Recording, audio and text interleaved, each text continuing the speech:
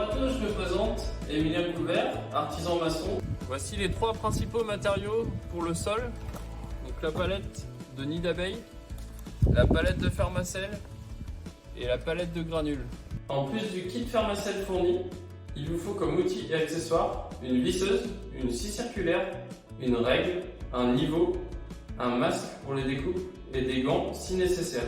Nous allons réaliser un sol en Fermacell. Je vais vous présenter les différents produits. Donc, tout d'abord, nous avons le nid d'abeille en carton qui fait 60 mm d'épaisseur qui vient s'appliquer directement sur le sol. Nous avons la bande résiliente qui est à mettre sur le pourtour des cloisons. Ensuite, nous avons la plaque Fermacell qui vient s'appliquer sur le nid d'abeille une fois rempli de granules. Cette plaque-là vient se chevaucher sur d'autres. Chaque plaque est à coller avec le tube de colle qui dispose de 2 tétons pour appliquer 2 liserets comme ceci. Une fois ces plaques collées, il faut les visser, donc avec les vis Fermacell. Une fois les plaques vissées les unes entre les autres, voici les 5 conduits à joint pour réaliser les joints entre chaque plaque. Alors voici le nid d'abeille que vous venez poser directement sur le sol contre les murs. Vous prenez les plaques, c'est léger, c'est en carton. Vous venez les coller les unes aux autres. Une fois que vous avez fini votre pose du nid d'abeille, on va passer à la pose des granules. Vous ne pouvez pas remarcher sur le support. Donc il faut absolument que les granules soient posées avant de remarcher sur le carton.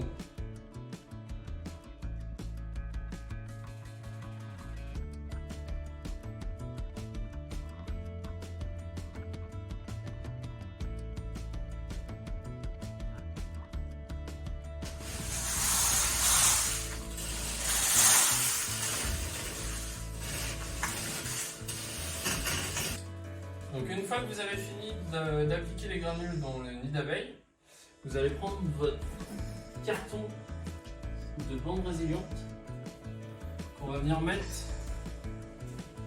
sur le long des cloisons.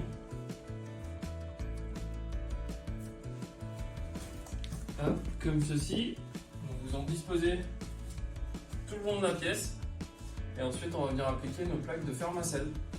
Donc voici une plaque de Fermacell, une partie donc Fermacell au-dessus, le dessous, partie laine de bois pour l'isolation, le côté isolation acoustique. On va venir l'appliquer contre le mur. Vous appliquez bien le liseré de colle sur la longueur de la plaque. Vous prenez votre plaque et vous venez l'appliquer sur l'autre.